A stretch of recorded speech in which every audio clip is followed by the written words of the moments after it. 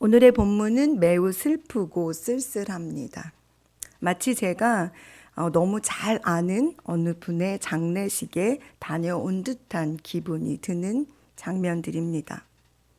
아브라함과 평생을 함께 해온 아내 사라가 127세에 가나안 땅 헤브론에서 그의 삶을 다하고 죽었기 때문입니다. 남편은 아내의 죽음에 슬퍼하며 애통해합니다. 아브라함에게 아마 사라는 조금 특별한 동역자이며 또 동지였고 바로 자신이었을지도 모르겠습니다. 아내 사라와 함께 하란을 떠났고 그가 걸었던 모든 삶의 여정을 그는 아내와 함께 했습니다. 그래서 저는 오늘 마치 장례식장에서 말씀을 전하는 마음으로 이 말씀을 준비했습니다. 왜냐하면 23장의 이 말씀은 늘 마지막을 준비하며 살아야 하는 우리, 육신의 장막을 벗어 저 영원한 천국에 들어갈 준비를 하는 우리가 다시 한번 생각해 보아야 할 아주 중요한 사실들을 담고 있기 때문입니다. 먼저 아브라함은 사라를 매장하기 위해 헷 족속에게로부터 땅을 구입합니다. 이 말씀이 조금 이상하지 않으십니까? 하나님께서 하란에서 아브라함에게 떠나라고 하실 때 내가 너에게 지시할 땅으로 가라 했고 아브라함과 사라는 그 땅을 향해 끊임없이 여정을 이어왔기 때문입니다. 그런데 그래서 아브라함과 사라에게는 이 땅의 개념이 매우 중요했음에도 불구하고 그들에게는 죽은 몸 하나 묻힐 땅이 없었습니다. 4절에서 아브라함은 헷 족속에게 이렇게 말합니다. 나는 당신들 중에 나그네요 거류하는 자이니 당신들 중에서 내게 매장할 소유지를 주어 내가 나의 죽은 자를 내 앞에서 내어다가 장사하게 하시오라고 말합니다. 그렇다면 하나님께서 말씀하시는 땅의 개념과 그리고 지금 내가 살아가고 있는 오늘의 내가 생각하는 땅의 개념이 조금 다른 것 같습니다. 그 다름을 아브라함은 아주 잘 이해하고 있었던 것 같습니다. 아브라함은 자기를 나그네요 거류자라고 말합니다. 나는 당신들 중에 나그네요 거류하는 자입니다. 성경은 우리를 나그네라고 말합니다. 아침 안개와 같이 사라지고 마는 인생이라고 말하지요. 들의 꽃과 같이 시드는 인생이라고도 말합니다. 아브라함과 사라의 삶이 바로 앞장 22장에는 사라는 존재했는데 오늘 한 장 넘기고 23장에 사라져 버렸습니다. 정말 성경에서 말씀하고 계시는 것처럼 시들어버린 인생이 되었습니다. 이렇게 사라지고 마는 존재이지만 그러나 믿음에 대한 이야기를 할 때 사라는 모든 민족과 족속을 넘어 늘 거론되어지는 이름으로 우리에게 영원히 기억됩니다. 그러니 이 땅에서 우리가 나그네로 거류자로 살아야 한다고 고백한 아브라함처럼 우리도 그 사람의 고백이 아브라함의 고백이 나의 고백이 되어야 할 것입니다. 예수님께서는 마태복음 16장 19절 이하에 너희 보물을 땅에 쌓아두지 말라고 말씀하시면서 오직 우리를 위하여 보물을 하늘에 쌓아두라고 말씀하십니다. 그러시면서 내 보물이 있는 그곳에 내 마음도 있다고 말씀하셨습니다. 사랑하는 여러분, 여러분의 보물은 무엇입니까? 우리가 하늘에 쌓아야 할 것, 우리의 마음이 끊임없이 향해야 할 것, 그 보물은 도대체 무엇입니까? 그것이 바로 우리 주 예수 그리스도가 아닐까요? 우리가 여전히 소유하고 자랑스럽게 여기며 저 깊은 곳에 품어둬야 할 것, 그것은 바로 우리의 보물 주 예수 그리스도이십니다.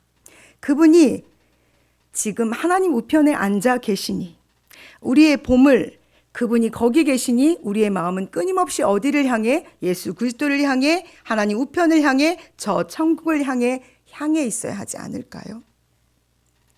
그러니 우리에게 이 땅은 무엇인가를 쌓아두는 곳이 아니라 떠나야 할 곳이며 우리는 이 땅에서 나그네요, 그저 잠시 거류하고 떠나는 자라는 사실을 오늘도 명확하게 기억하시면서 살아내 주셨으면 좋겠습니다.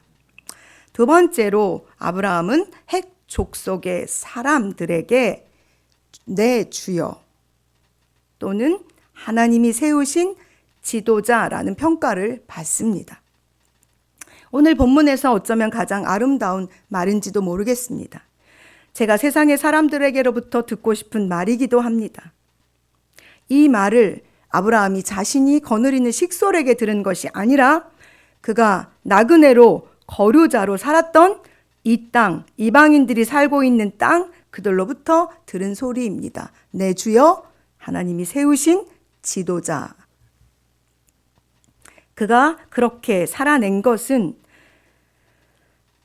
아브라함이 그들에게서 어떤 모습으로 어떤 삶을 살았는가라고 우리가 주목해서 보아야 할 것입니다. 사라의 죽음 앞에서 사람들로부터 그가 평가받은 칭호입니다. 예수님께서는 우리에게 너희는 세상의 소금이요 빛이라고 말씀하셨습니다. 소금이 그 맛을 잃게 되고 만일 빛이 세상으로부터 가리워진다면 어떻게 되겠습니까? 소금이신 여러분, 우리 가짜 소금이 되지 말아야 할 것입니다. 밖에 버려져 사람들에게 밟히게 되기 때문입니다.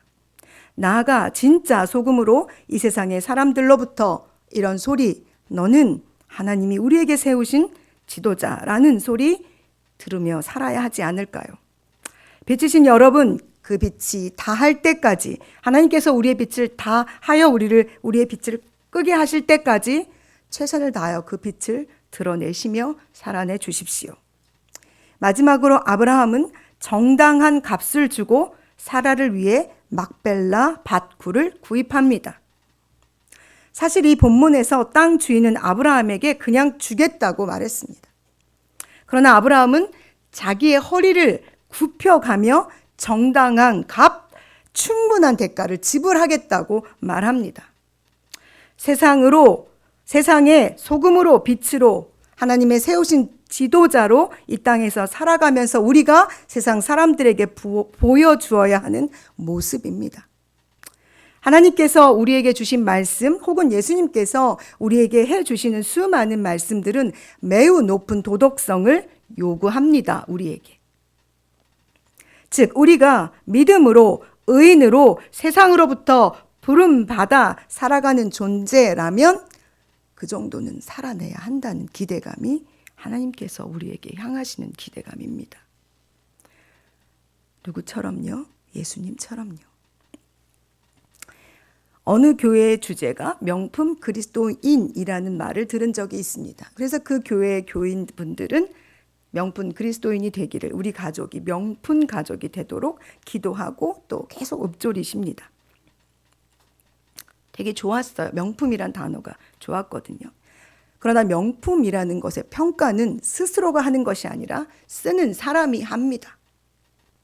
그 값어치를 내가 스스로 매기는 것이 아니라 밖에서 그것을 명품이라고 칭해줘야 명품이 되는 것입니다. 우리는 예수 그리스도의 영이시며 하나님의 영이신 성령께서 거하시는 성전이므로 이미 하나님께서 거룩하다 칭해주신 명품으로 서 있는 존재들입니다. 그러니 하나님이 칭하셨으니 세상 사람들로부터 우리는 그 칭함을 받으며 살아낼 책임과 의무가 있습니다. 사랑하는 여러분, 오늘 아브라함이 자신과 함께 평생 살았던 아내를 장사하며 보여준 이 삶의 모습이 우리의 모습이기를 소망합니다. 마지막 날 그곳에서 우리가 그렇게 하나님의 명품으로 그 값어치를 드러내며 사람들에게 평가받고 이미 하나님 앞에 인정받는 삶으로 우리의 끝이 마무리되기를 진정으로 소망합니다. 그러기 위해 우리는 오늘 하루를 최선을 다하여 이 명품의 값어치를 다하며 살아내야 합니다. 그렇게 되시기를 간절히 소망합니다. 기도하시겠습니다.